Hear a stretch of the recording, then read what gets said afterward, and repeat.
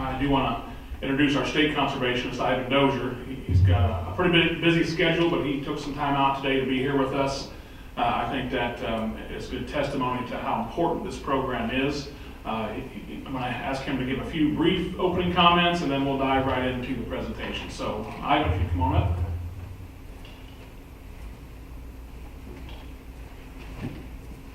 Well, thank you, Eric, and thanks for emphasizing brief. I do just have a few little remarks that I wanted to say. And first of all, thank you for taking the time to come out today, because we are really excited about CSP. You're going to hear some of the numbers. I mean, CSP is a relatively new program. It was exciting when it first came out because we've got a lot of conservation programs that we've used over the years, and one of the things that we always heard, for example, about our Environmental Quality Incentives Program, EQIP, popular program, but it's a fix-it program. It's designed to go out there and take problems that are already out there and help farmers go out and address them. And I've heard this criticism my entire career. What about folks that are out there doing a pretty good job? Or what about those folks that just have one or two things that they want to do? They don't compete well in EQIP.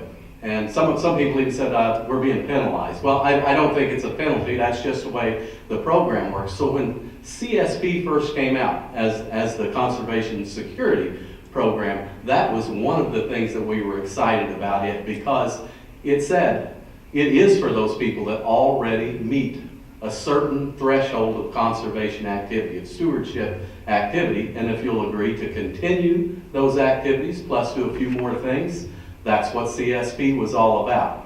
And then when it was improved to become the Conservation Stewardship Program, really clever, it's still CSP, but when it was changed and improved to become the Stewardship Program, it continued all of those good things, and the program continued to grow. And so here's the other exciting thing. It's a working lands program. It's not a set-aside program.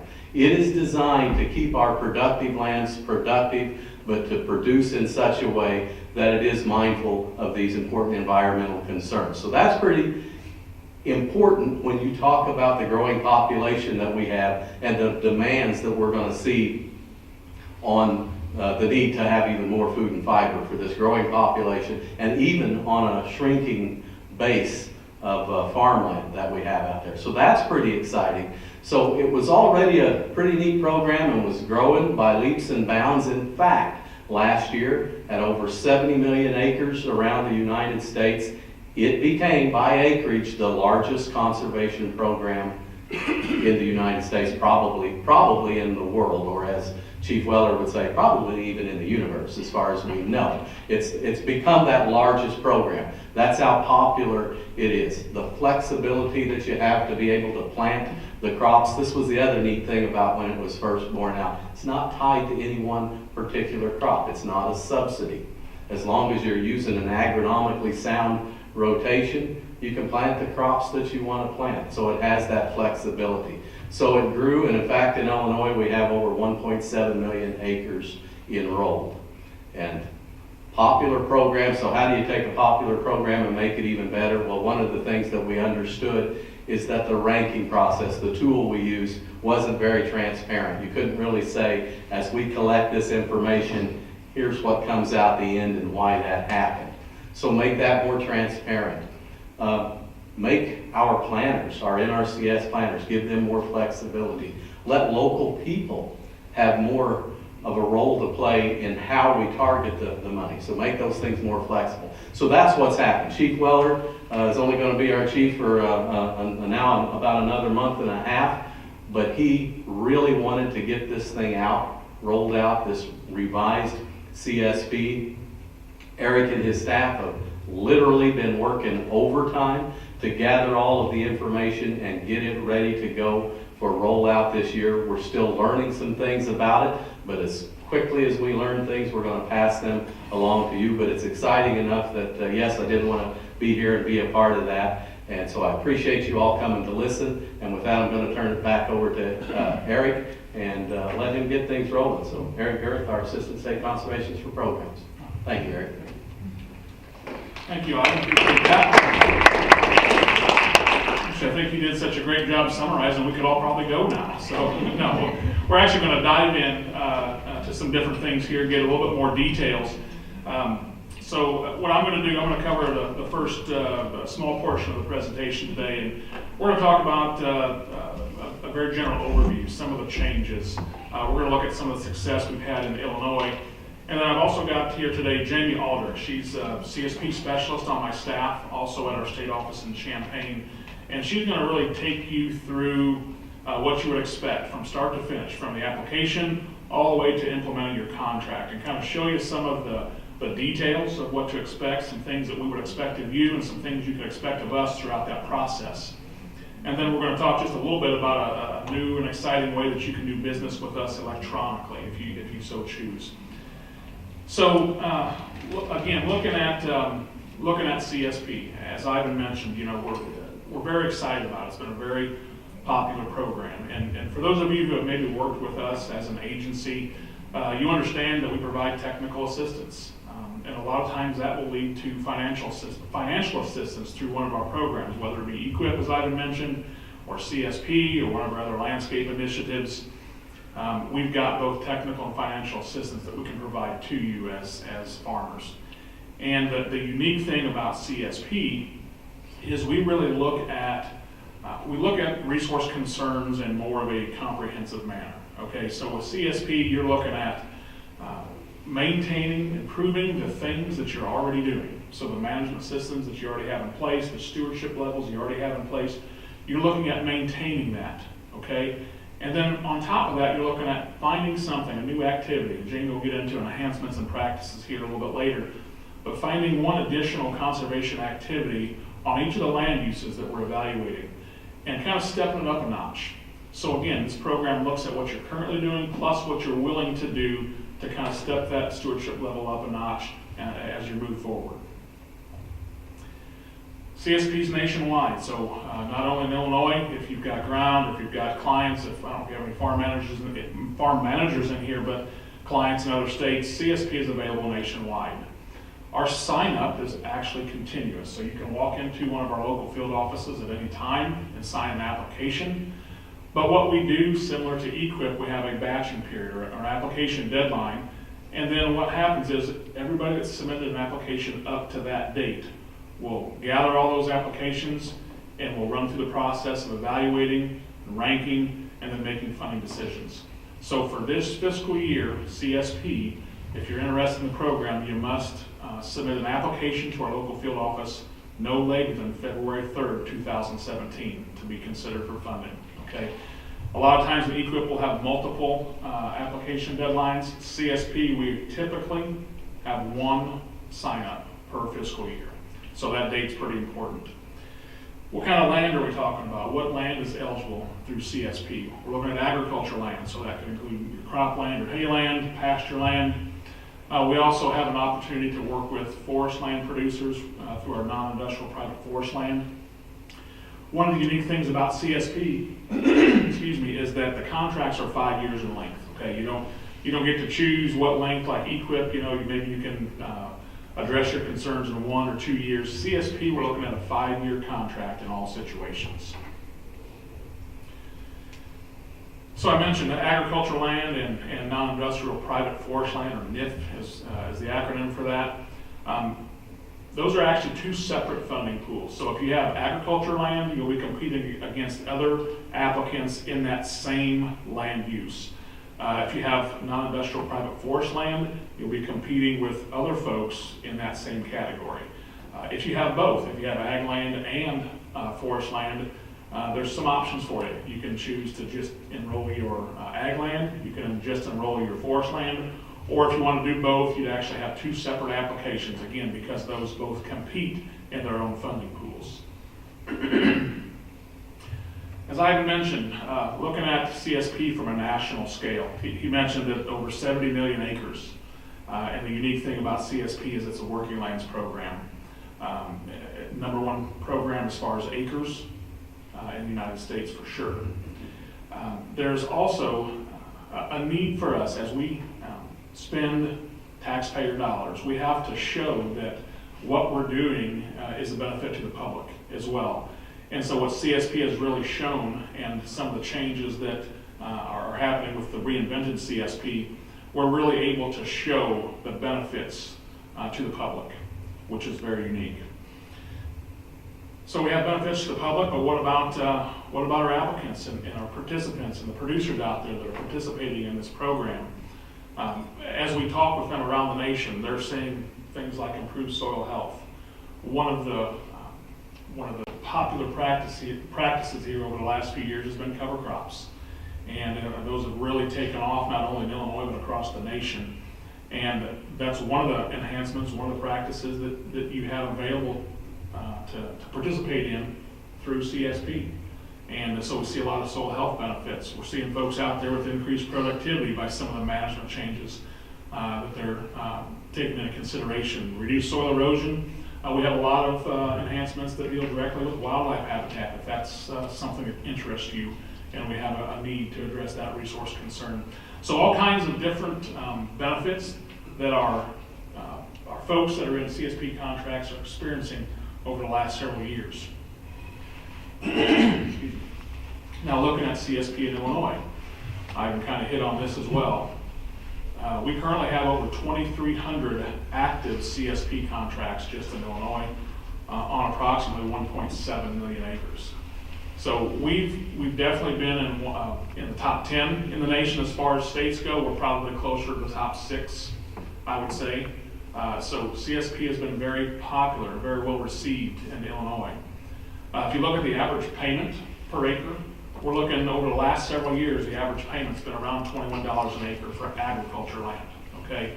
That varies by county, it varies by contract, but looking at the overall average over the last several years, we're running about $21 an acre in Illinois.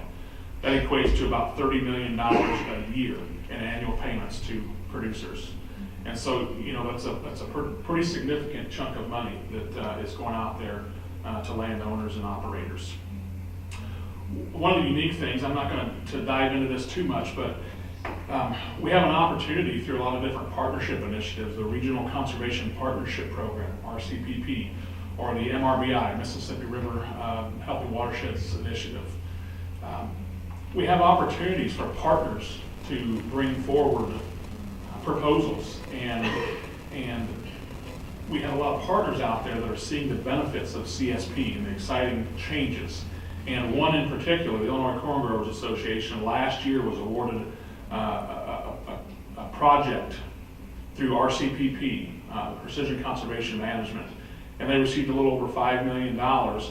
A large portion of that project is geared strictly to CSP. And so we're really excited about that, not only in Illinois, but national headquarters is really looking at that project because of the heavy focus on CSP. So it's neat that we've got partners out there in Illinois that understand the importance of our programs and are willing to go after extra dollars. These are extra dollars that are coming into Illinois because of the partnership efforts. So just wanted to highlight a couple of those. I mentioned MRBI. We've got 3 actual projects in different watersheds that involve CSP acres. Again, those are additional acres and dollars coming into the state above and beyond our initial allocation.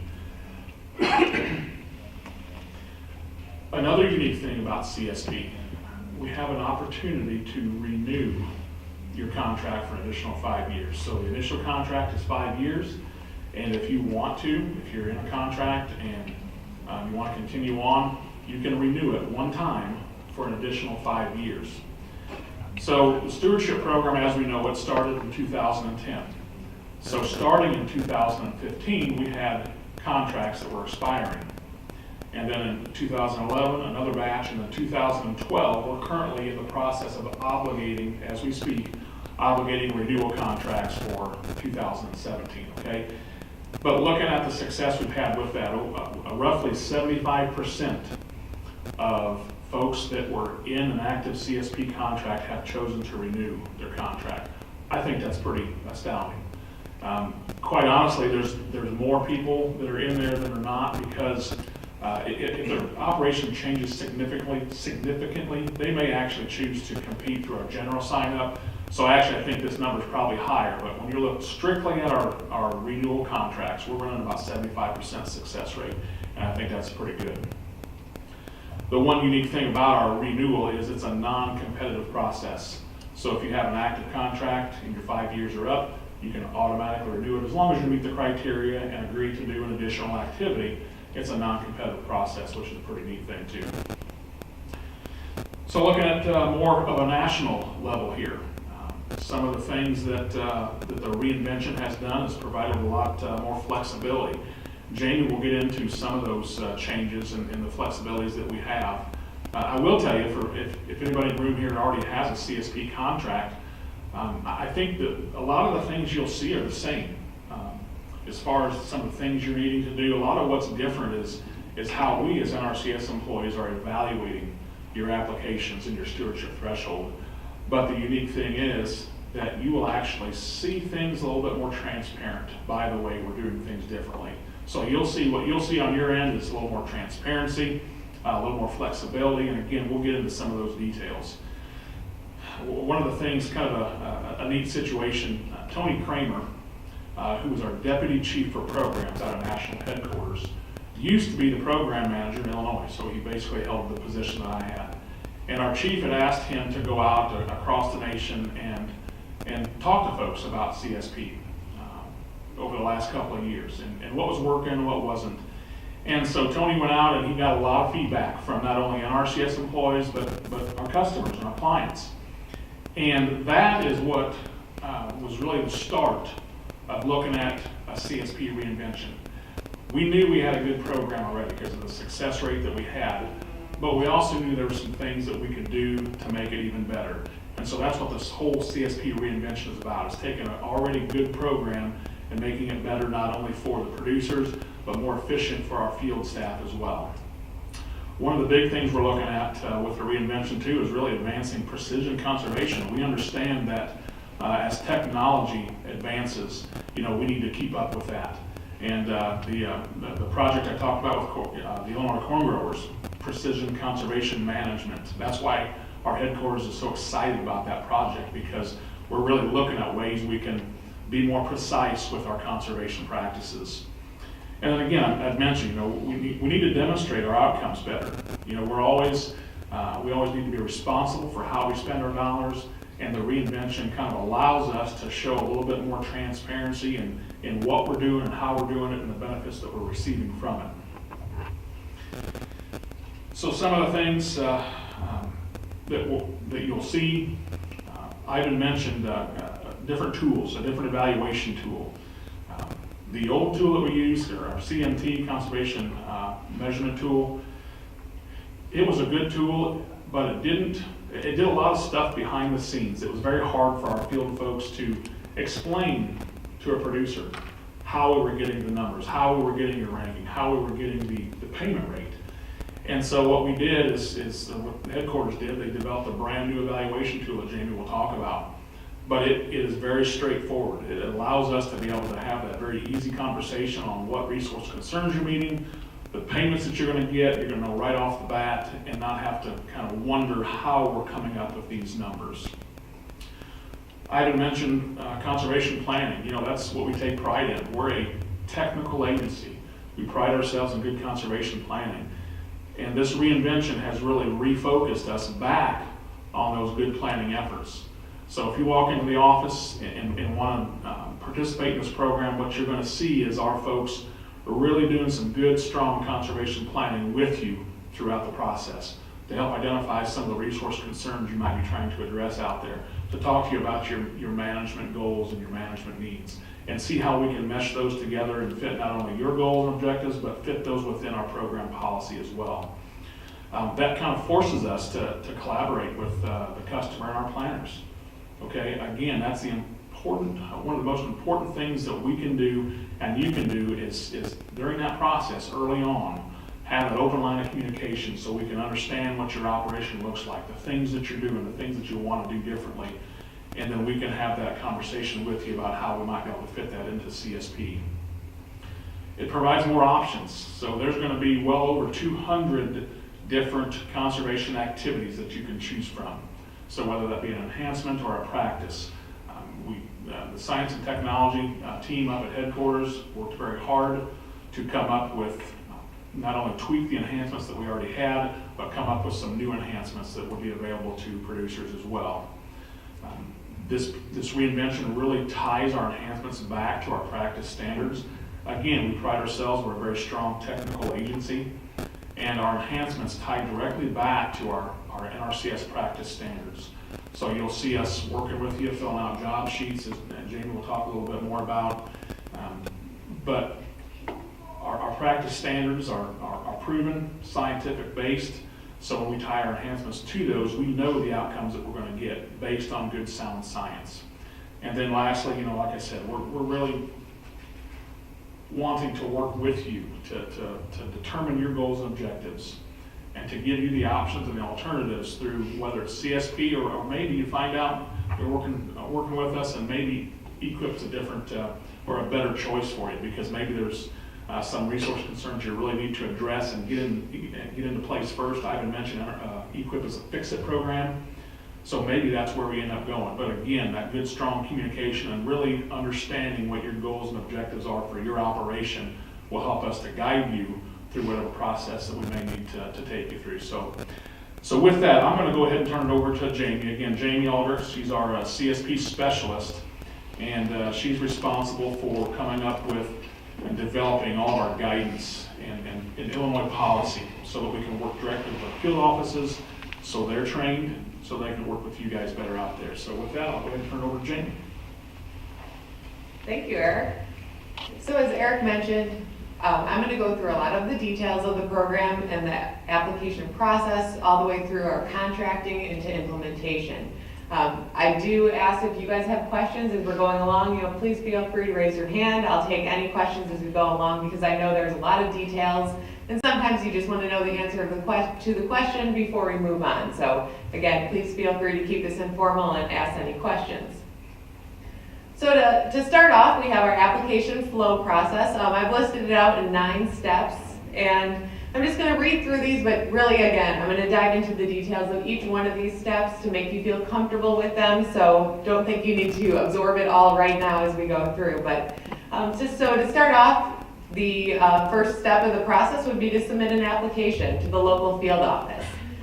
Again, this is just something, as Eric mentioned, we have until February 3rd this year to be considered for our 2017 sign up, but it is a continuous process. So at any point, if you're interested in signing up for CSP, you'll need to visit your local field office to submit an application. The next step would be that NRCS is actually working with the applicant to determine eligibility. Throughout that eligibility, we have applicant and land eligibility, but then we also have a stewardship threshold eligibility that is part of the evaluation process and the questions that we go through. And again, this is that new tool that Eric referred to as our conservation activity evaluation tool, and I'll be diving into the details of that in a little bit. Next, NRCS will complete the ranking for an applicant. The NRCS state conservationist will select applications for funding after that ranking is completed. NRCS is going to develop if you're selected for funding, they're actually going to complete a field verification to go through the questions that you've addressed with the NRCS field office to ensure that all the information is correct and actually true on the land, so going out on site. NRCS will then develop contract documents, work with you to then sign those contract documents, and then finally, once you're into a contract, there's going to be the implementation of either the practices or enhancements, and then also the maintenance of what you agreed to at the time of application. So I hope that just kind of gives you the overall flow of the program, and again, we're going to be diving into the details as we go through the next few slides. So as I mentioned, the first step for CSP would be to apply, to actually fill out an application. And that will be included on all your agriculture and your private forest land. And that's, again, for the 5-year term of the contract, you must have control of that. So all the land that's being included in your application, you must have control of that for 5 years. So I wanted to give you an idea of what an application looks like. You can see on the screen, this is the page 1 of the application. It's a 5-page application. So, and it's an NRCS CPA 1200 is the form number. Not important to you if you're applying. You just want to let the field office know that you want to apply for CSP. But I do want to note, if you can't get into the field office, you could phone a field office, let them know that you're interested in applying, and they'll send you the application in the mail, so you're able to fill it out that way. Or as Eric mentioned, we have a new electronic way of doing business. And I'll talk about the details of that later. It's called our Conservation Client Gateway. And there's actually a way to apply online. So similar to other online applications, there's a way to sign electronically as well. So again, we're just trying to provide flexibility so you're able to apply in many different ways. But our most conventional way that I think many people do is just going into our local field office. So just to start off with some of the responsibilities of an applicant, applicants will need to provide maps or aerial photography of their operation. That would include all the ag land and their non-industrial private forest land, or what we refer to as NIF, as Eric mentioned, and provide those to the local field office. What this does is it gives a local field office an idea of what is included in your operation and what you as an applicant feel like what you feel like you control and what you would like to include. Now at that point, the local field office is going to evaluate those maps, sit down with you, discuss your land use, crop type, crop rotation, some of the management, including tillage and nutrient applications. And the local NRCS field office is also going to be looking at their own set of maps, and then most likely they're going to be looking at the Producer Farm Data Report, which is something that we get from the Farm Service Agency, or FSA. It prints out and lists everything included in your operation as an applicant. So again, there's going to be a lot of cross-referencing discussion, but when you provide those maps to the field office, that's your first step at just saying, here's what I'm offering and here's what I feel like I have control of for the 5 years, and this is what I'd like to put into my CSP application. And then the field office goes from there and starts evaluating and discussing with you.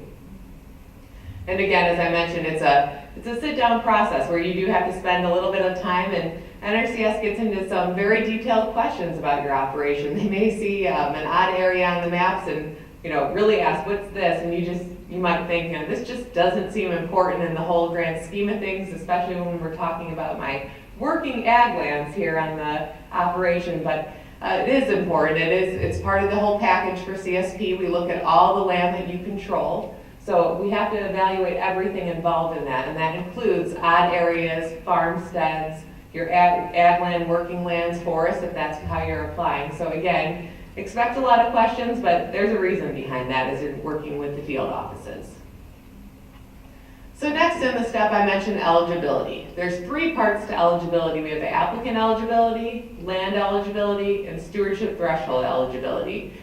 And these are 3 parts for our CSP program. So I'm going to dive into the details of this a little bit further, but before I start and dive into the details, this is one thing that I want to make sure the field office will really work with you on this. So I know it could be a little complex, or you may not understand some of the information that's presented, but the field office will sit down and work with you to determine if you're eligible for our programs. And I know they do a great job of sitting down and going through all these documents and explaining it. So be sure to meet and talk with them if you're interested.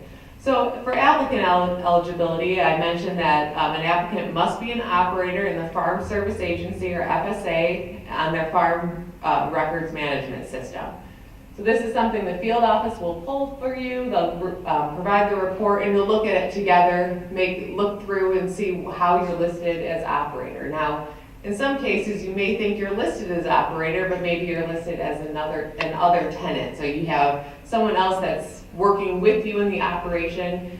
This is where the field office may request that you go over and talk with FSA and actually maybe update those records if you feel like you're the operator, or at least get more information to understand why you're not listed as operator. So again, something you'll work with the field office on, but just know that some of those questions may come up, and you may be asked to do some of that and work with the Farm Service Agency. So for applicant eligibility, you must have control of the land for a full 5 years of the contract. And there are different options for control. So one option would be that you have a deed. And so you're an owner of the ground, and it's identified on the deed that you own the ground. Another option would be a lease. So you're a tenant for the ground, but you have a lease that's listed for the length of the contract. So in this case, it would be 2017 through 2021. And I know in a lot of cases, you probably may not have a written lease for that length of time. Maybe it's a year-to-year lease. So after that, then there's another option, which is our other legal agreement, where your landowner would identify that length of control that they their intent, or I guess they're planning on having you farm it for 2017 to 2021.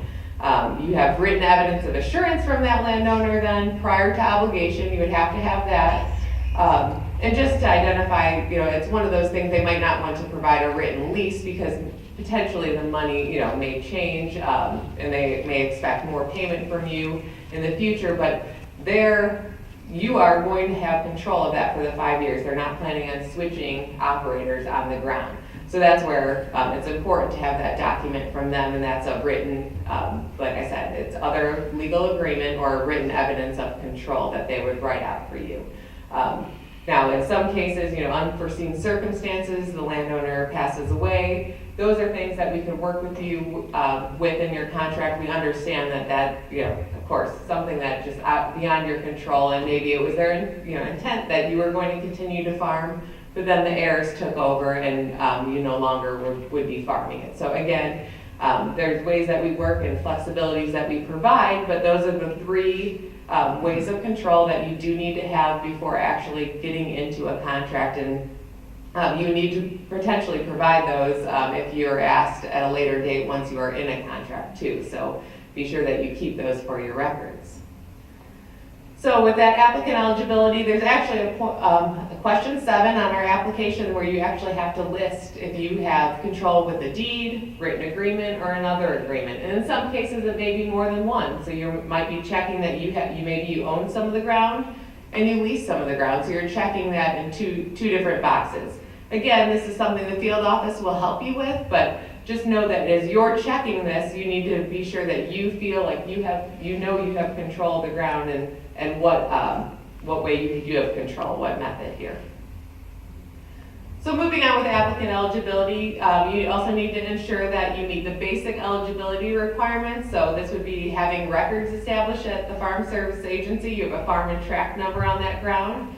In some cases, I know a lot of times the forest ground maybe that you have may not have a farm and tract number. That's something that you need to establish before you sign up for one of our programs. So that would be a first step to going through. You also need to meet some basic provisions, which are protecting the interests of tenants and sharecroppers, highly erodible land conservation and wetland conservation, payment eligibility, including our adjusted gross income and payment limitation. And again, a lot of details for you right now. However, this is something that our local field office could walk you through, forms that we'd be giving you to fill out. And if you're participating in any of our programs, you most likely have filled out all this information already. So, and it's something, a lot of cases, you're filling out on a yearly basis. So just know that the field office is there to help you and walk you through this. So next we have our land eligibility. We have 4 different land types that are eligible for CSP. We have our agricultural land, cropland and pasture, non-industrial private forest land, so what, again, from here on out, I'll refer to as NIF. Associated ag land, so those are those odd areas, as I mentioned, is going through some of the maps. We may be questioning those because that's actually an eligible land use now for CSP, something new for our reinvention. And then we have farmsteads as well, and that's again something new for our CSP reinvention that's going forward. There are also ineligible land types. We have the Conservation Reserve Program, CRP, except for land that's transitioning, so land coming out of CRP going into CSP would be eligible. Now I don't want you to get discouraged and think, okay, I have all these good conservation practices through CRP, the Conservation Reserve Program, and it's not going to help me. It actually does help in your whole application process, especially when it comes to wildlife. For example, if you have field borders through CRP, those will help your wildlife score, I guess you could say, or addressing the resource concerns. And I'll talk about that a little more later. But so there's a benefit to having CRP. We just can't pay for it with CSP. So it becomes an ineligible land use. We can't pay on 2 programs. You can't get paid twice. So we also have, if you have land enrolled in the wetland reserve easement, if you have land enrolled in CSP prior year contracts, that cannot be included. Public land, including land owned by a federal, state, or local unit of government, or land that was cropped after February 7th, 2014, that had not been planted, considered to be planted, or devoted to crop production for at least 4 of the 6 preceding years. And you may say, what's with that date? It was the date the Farm Bill, 2014 Farm Bill was put into place. So that's just part of our regulation. So the third part of eligibility is our stewardship threshold eligibility, and this is something that's unique to CSP, and this is something that actually NRCS will work with you and evaluate. I wanted to put this definition in front of you so you could at least see as we move forward what stewardship threshold means. So I'm just going to kind of read it for you so you can understand it, and I'm going to refer back to this slide as I move forward. But an applicant must meet the following minimum stewardship threshold requirements. So you must meet or exceed at least 2 resource concerns at the time of application for each land management system and each land use. And then there's a second part of that, or meet or exceed 1 additional resource concern by the end of the CSP contract for each land use. So your first question probably comes up is, what is a resource concern and why do I have to meet these and how are these evaluated? So let's go into these details, but again, we'll refer back to this as I move forward. So a resource concern is defined as a specific natural resource problem that represents a significant concern. We have 10 resource concerns for CSP that we're actually going to be evaluating and asking you questions, a series of questions to determine if you are meeting or addressing these resource concerns.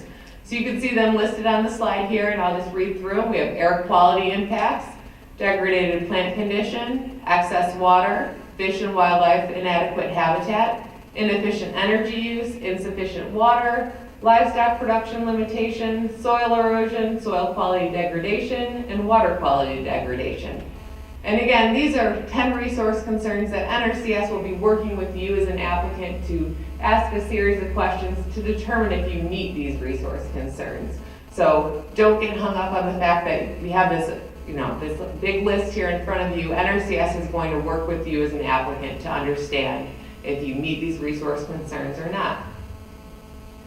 So once your application has been filed, we all just went through the steps, and if you've met eligibility, there's going to be a one-on-one consultation with you and NRCS where they're actually going to evaluate your current management system, so what you've been doing already, and determine if you meet those resource concerns. Okay, so then looking at this evaluation, you've already met one-on-one, you're meeting one-on-one with NRCS. They're actually going to go through a series of questions and actually evaluate the resource concerns, those 10 resource concerns I listed. So the series of questions, it's questions about your ag land or your NIF operation. It's either going to be done through a field visit or an office interview or potentially a combination of both. A lot of times, NRCS has probably been out to your field, so they know a lot of the answers to the questions because they've been on site with you. They've done some planning. However, it's going to be a sit down and talk with you as an applicant to help you understand how we're answering these questions and what resource concerns are met or not. So going back to that definition of our stewardship threshold, if 2 of those resource concerns that I listed, so 2 of the 10, are met at the time of application on each land management system, so when I say land management system, I'm talking about you might potentially have 2 different rotations or 2 different tillage management systems. So we're looking at that, and then each land use. So if you have a cropland land use or a pasture land use, you would have to meet 2 resource concerns on each of those. Once you've done that, you have met the first part of that stewardship threshold. So you've met 2 resource concerns, 2 of the 10. So then NRCS is going to work with you at that point. You've gone through the series of questions, and then that's the point where we look at applying the enhancements or practices, which we call our activities. So at that point, NRCS is going to be having a conversation with you to help you understand what activities would be work with your operation, what activities maybe you want to plan on your operation, and what you would need to address some more additional resource concerns on your operation. And again, NRCS is going to be using that tool, as Eric mentioned. It's a new tool called the Conservation Activity Evaluation Tool. It's basically helping the applicant to determine if you've met that stewardship threshold. So even though I put that definition in front of you, don't feel like you need to memorize it or know it. NRCS will work with you and work with you through a series of questions to help determine if you've met that. Through those questions, Basically, the CATE is helping NRCS track the answers to those questions across all the land uses and the management systems and the operation, and it defines then what resource concerns are met. But as an applicant, that's something that you're able to actually view, see, understand what resource concerns you've met, look at the questions that were asked to see if you agree with those questions. And this is where the transparency really comes into CSP. It's a one-on-one conversation. NRCS could work with you as an applicant so you can see what resource concerns you have met and not met to understand how you've reached this stewardship threshold. So after the evaluation, the CATE tool helps identify those additional activities that are needed as well. So potentially you've met maybe 3 resource concerns out of those 10 at the time of application. Well then, through the CATE tool, it can just basically determine and look at, okay, what additional resource concerns do I need to address? And potentially what enhancements then, or activities, would help to address those resource concerns. So this tool will identify that for you. And again, it becomes that conversation with NRCS. I can't go back to that enough and repeat that enough, but it'll be something that the field office will discuss with you. So again, CSP, you can kind of see that it's twofold. We have applicants, you're looking at your operation that you have right now, and you're maintaining that. But then you also have this new part where you have new activities that you could take on and strengthen your operation by taking on new activities to go that extra level. And as Ivan mentioned in the beginning, that's the excitement of this program. You could have a level of conservation that you're doing already and being a good steward to the land, and then you're going and taking that extra effort with potentially new technologies, new things with our enhancements, and going above and beyond. So that's the beauty with CSP. So let's talk about the activities a little bit. So once you've gone through the questions with the field office, again, it'll be identified what resource concerns you have met and not met. And then it'll be looked at as what activities would help and strengthen your operation. So the activities are both conservation practices and enhancements, and I will define those in a little bit. They're used to address one or more resource concerns. So our CSP practices are practices that are in our conservation practice standard. They're part of our field office technical guide. They're actually online, so you can view them, read our practices. So that's what we are continuing that and using practices with CSP. Then we also have CSP enhancements, which those exceed the minimum criteria for our practices. And it basically boosts that level of conservation.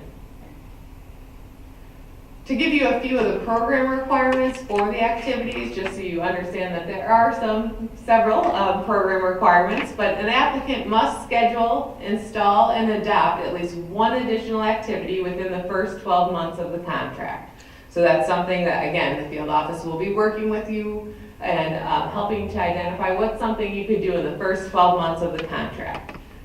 The applicant must also schedule, install, and adopt at least one conservation activity on each land use type that's part of the operation. So for example, if you were to have cropland and pasture land, you would have to do an activity on both of those land uses. In the past, we were able to only do an activity on cropland. Now we're looking at it, and with the reinvention, you would need to do an activity on all land uses included in your operation. However, there is an exemption for the associated ag land, those odd areas, and the farmstead land uses, so you may not necessarily have to do an activity on those 2 land uses. They will be evaluated land uses, but you wouldn't necessarily have to do an activity. And again, that would be something the field office would work with you with to determine if you're eligible to not do an activity on those land uses. So as I mentioned, we have our CSP enhancements. They're actually linked to our conservation practices and tied to a resource concern. There are more enhancements and practices offered with the CSP reinvention, and they're tied actually to the footprint on the land. Again, there's, as Eric mentioned, over 200 different enhancements and practices now that we offer. So with CSP reinvention, there's more offered, more technology, better reporting tools, improved picture result, that more technology. And again, our science and technology staff at our national headquarters worked very hard on developing these enhancements to provide most up-to-date and recent technology through our enhancements to really boost that level of conservation. So with all those options, we're hoping that as an applicant, you'd be able to find at least one thing for each land use that you'd be able to do, and potentially more that you are interested in doing in your operation. So to give you just a few examples, again, we have over 200, so right now in front of you are just 3 examples that I'll just read, but it kind of gives you an idea of what kind of enhancements we offer and what are some options. These enhancements are available online, and you could actually download the job sheets and read them for yourself, or again, visit your local field office and they can help you as you're going through the process. So we have, for example, for one of our crop annual mixed land uses, the resource concern that this enhancement would address is soil quality degradation. We have an intense cover cropping to increase soil health and soil organic matter content enhancement. And you can see there's an alphanumeric code listed after that. Again, that's just links back to our coding system for these enhancements, but the title of that enhancement is that intense cover cropping. So again, it's putting cover crops on the land to address that soil quality resource concern. Next, a crop annual mixed enhancement as well. The resource concern fish and wildlife inadequate habitat. And for the title for this is to leave standing grain crops unharvested to benefit wildlife food sources. So you're leaving some potentially standing corn in your field to benefit wildlife, and that would be an option of an enhancement that we have. The last example would be pasture, and it's addressing the soil erosion resource concern. And this is a grazing management that protects sensitive areas from gully erosion. So you have some helpful information to help your system and your grazing management plan, so protecting those soil erosion resource concern.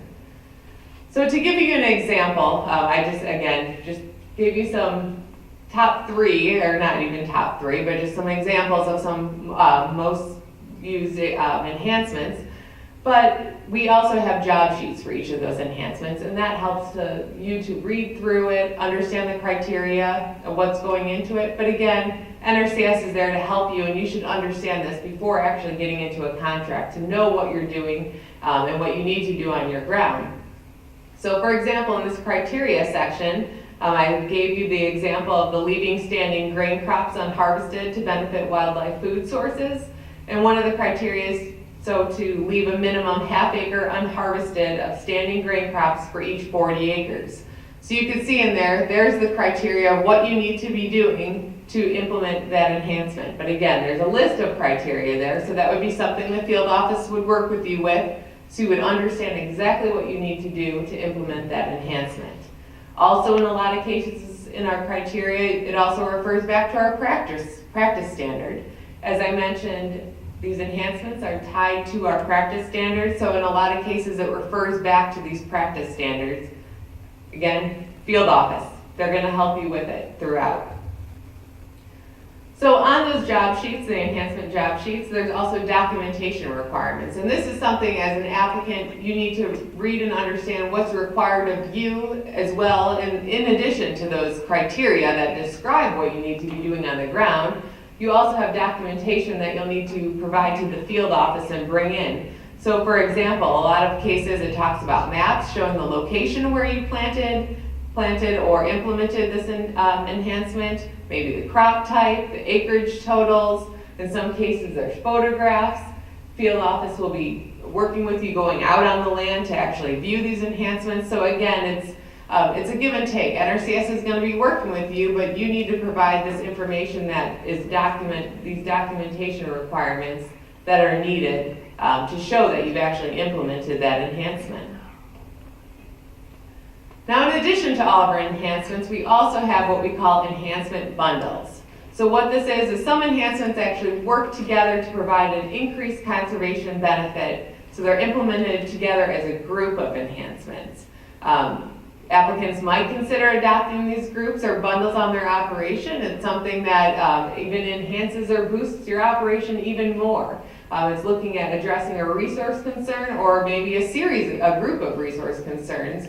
And with these enhancement bundles, you actually get an increased cost or increased payment as well. So you may have to implement for a bundle 3 to 5 different enhancements that are listed in our suite of enhancements that we offer. However, you're going to be getting even an additional increased payment because you're implementing more enhancements and they're grouped together to really give us this like synergistic effect on our resource concerns. So once you've gone through the application, the questions, you submitted the application, you met eligibility, the field office has worked with you to determine if you meet that stewardship threshold, which is evaluated through that CATE tool and that series of questions. You've planned an enhancement.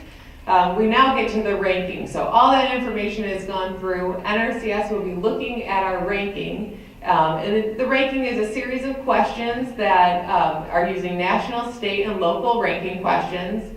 And a lot of those questions are based on the number of resource concerns you've met and potentially the location of your land if it's in priority watersheds. But just note that NRCS again will be working with you through a series of questions and they'll be evaluating that because you've already gone through the questions with NRCS. The ranking is a very easy process that NRCS will just be able to answer those questions and assign points then. So then you'll be given a ranking score. The state conservationist then uses the ranking score to make the funding decision. So our top funded or our top ranked applications in each fund pool will then be the ones that are selected for funding. So your application is ranked based on your future management system and your current management system. So again, those series of questions that we went through are on your current operation. So what you currently have, that was what was inputted into the CATE tool. But then also it's looking at what are you planning to do into the future. So looking at the number of activities that you're planning on doing. So it really does encompass everything that you've now, at this point, put into your operation, what you're currently doing, what you're doing in the future, and then looking at a ranking score that you're getting from there. So it's taking each step and giving you a score for, again, what you've done and what you're planning on doing. So with the ranking, we also have targeted resource concerns that are used for ranking. So with input from our state technical committee, which several of the members are here in the audience today. So we actually selected 5 resource concerns that were given a higher priority in ranking when addressed by the applicant. The 5 targeted resource concerns that were selected are soil erosion, soil quality degradation, water quality degradation, degraded plant condition, and fish and wildlife inadequate habitat. And you may ask, okay, so out of those 10, you've selected 5 resource concerns that are now considered our priority or target resource concerns here in Illinois. What does that mean at this point?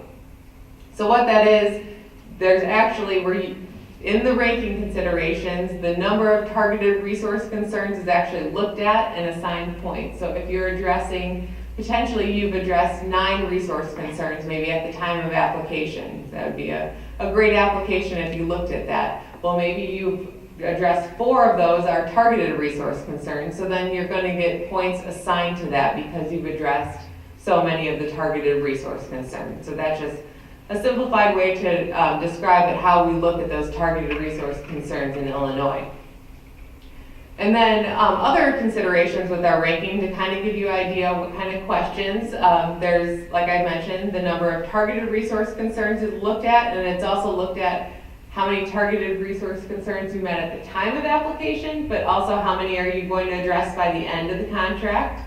And that goes in the same for just all the resource concerns. So out of the 10 resource concerns, how many of you met at the time of application and how many by the end? And again, points are assigned to that. There's also points assigned to the degree of proposed conservation activities to increase conservation performance. And there's also the extent of which the resource concerns will be addressed when transitioning from the Conservation Reserve Program, or CRP, to ag land. And then there's also questions referring to priority areas such as watersheds. In our case, the nutrient loss reduction strategy is helping us to select some of those priority areas in Illinois. So those will be looked at in our ranking as well. So after the ranking, after the funding decisions have been made by the state conservationist, if you have been selected for funding, then we go on to our field verification part of things. So the NRCS will then work and field verify the information that was discussed during those questions, during the CATE evaluation questions that were worked with with the field office. And the NRCS will verify the applicant's past records also. So in addition to going out on site, be prepared, NRCS may be asking you for some of your records, that potentially like a nutrient management plan would be an example. So again, that's just verifying the information that was provided during that interview process. After the field verification, then NRCS is developing contract documents. If you're selected for funding, then you're required to sign, if you want to move forward with the contract, you would then be required to sign an NRCS CPA 1200, which is our contract document, and then also a contract appendix. Until this point though, you could go through the process, and if you feel like it's not a program for you, you could back out up until this point. So know that even though you're working through our application process, you're not tied to any contractual document at that time. It's only at this point in time that would you actually sign the document and then be in a contract. So with our contract documents, the participant must maintain that level of conservation. So if you have discussed with the NRCS office and told them that level of what you've done in your operation already, you must maintain that level of conservation for the 5 years. So you have that base level of what you're currently doing. That's part of the contract. But then you also have the implementation part of the contract where you've agreed to activities, which are those enhancements and practices that you want to go that extra level and boost your operation, and those you need to also implement and maintain as scheduled for the respective lifespan of the practice for the 5-year contract. The biggest part of getting into a contract, I feel like, is keeping the field office informed. You need to discuss with your field office if there are changes to your operation that prior to actually doing anything to your operation. So for example, you may be interested in entering into a CRP contract. It's a conservation activity that goes above and beyond what you're already doing. You're taking your working lands and putting it into the Conservation Reserve Program, potentially a field border or grass waterway, where you're grassing it, putting a higher level of conservation into it. It's an allowable change for our program for CSP. However, you need to make the field office informed because, as I mentioned before, you can't get paid on CRP and CSP. So we do have to remove those acres from your CSP contract. Again, it's just keeping the field office informed, letting them know that you are planning on entering into that contract and you want to remove those acres from your CSP contract. Other changes could be, as I mentioned, unforeseen circumstances. Potentially a landowner has passed away. The heirs aren't going to give you the land, you can't farm it anymore. So those acres would also need to be removed from your CSP contract. But again, it's just making NRCS informed from the start. Potentially there's severe weather cases where you can't implement your enhancement. Again, it's talking to the field office, letting them know. And then once we know this, we'll determine if it's within scope of the contract, and if so, then determine if a modification is needed through your contract. So now on to the payment side of things. I know a lot of people are excited to see what does this mean and what does this mean for my operation, what can I get paid? So we keep mentioning CSP contracts are for 5 years, and they're based on 2 components. So it's based on your base level of conservation, so you're maintaining this existing level of conservation. There's actually a payment for that.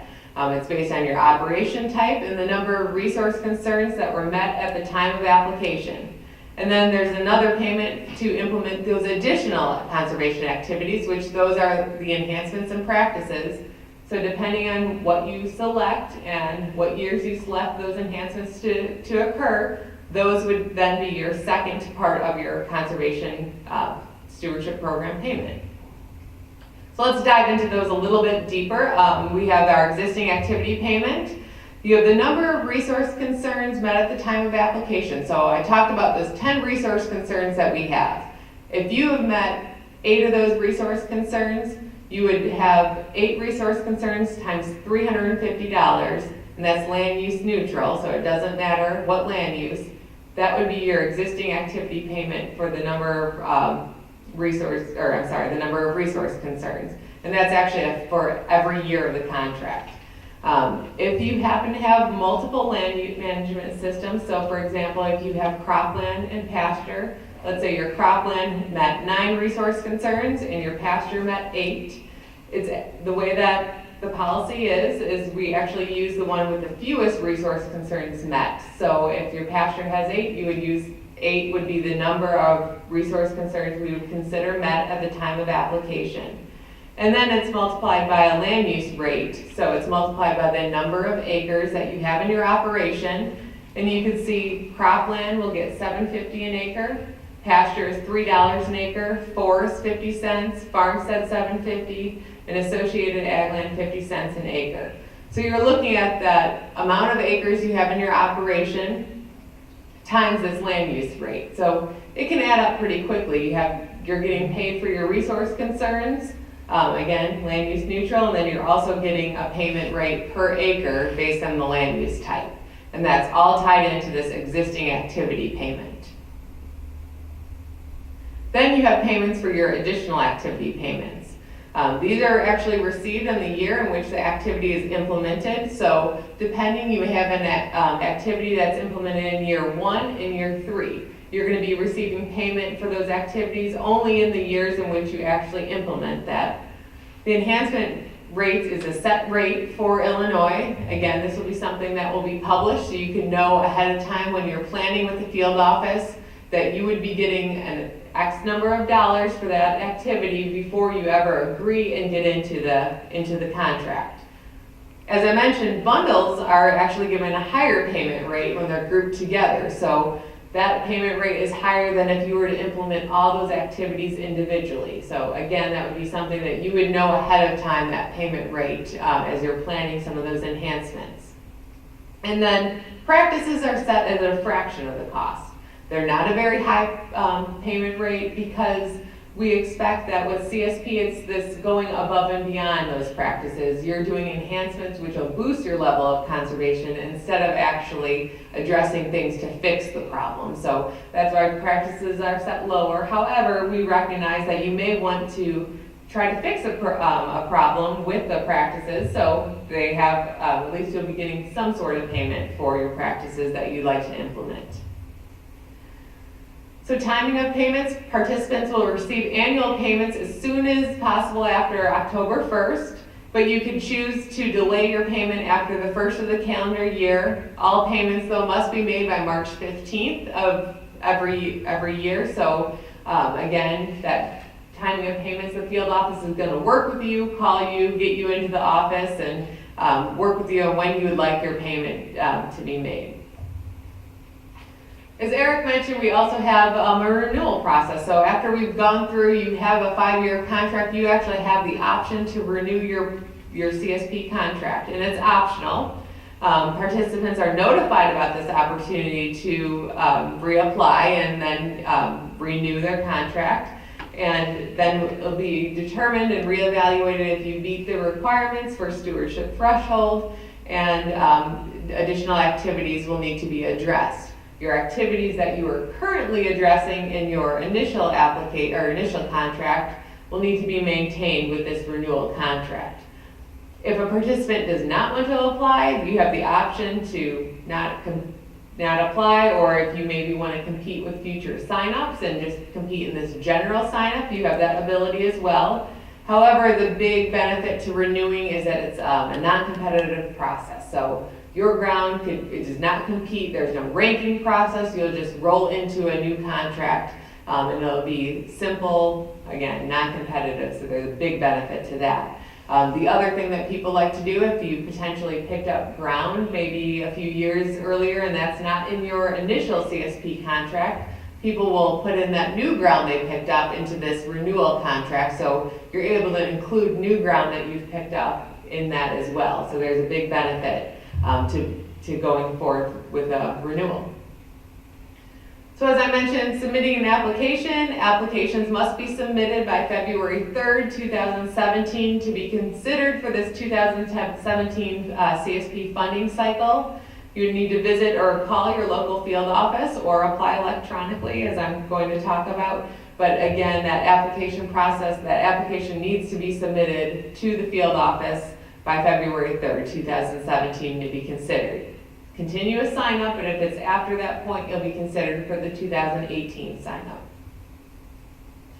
And most participants that we found do find that it's an investment in their future. They like the reporting, the tracking. It gives them valuable information to really refine their operation, make any additional adjustments, and just make a positive outcome and potentially help their bottom lines, and they're getting payments for it in addition. So they're finding a lot of good, we're hearing very good things about the program, and again, it's the largest conservation program in the US, so there has to be something said about it if all these people are doing it and having a very positive outcome. So as I mentioned, we have a way to do business electronically and actually submit applications electronically, and it's called our Conservation Client Gateway. I list the website here. If you're interested in going in, you could sign up for a Conservation Client Gateway and access into it. There's many things you could do through the Conservation Client Gateway. You could request just general financial assistance. Potentially you want NRCS to come out on your ground and do a little work and look at some area. You could request it there. You could identify where on a map that maybe you're having some of this issue. You could apply for our programs, sign a contract electronically. You could also request and track payments. So kind of like an online banking system, but a lot more where you have control of your maps and your ground, and you can see what's going on and get notifications from the field office if there are things that are put into your account. So it is a very good system, and I would recommend looking into it. And all of that can be done without driving into the office. Again, it's just giving you the freedom to do when you want, what you want, and sign those documents. So again, I've looked into it and used that website. I've also provided the website here on the third bullet is the website for the Conservation Client Gateway. I've listed our national website and our Illinois website for CSP as well. Those sites, you could get those enhancement job sheets if you wanted to start looking into it, some general information. The application to sign up for CSP is on that website as well, so you could download that application, start looking through it, or you could just visit your local field office and they can provide all that information to you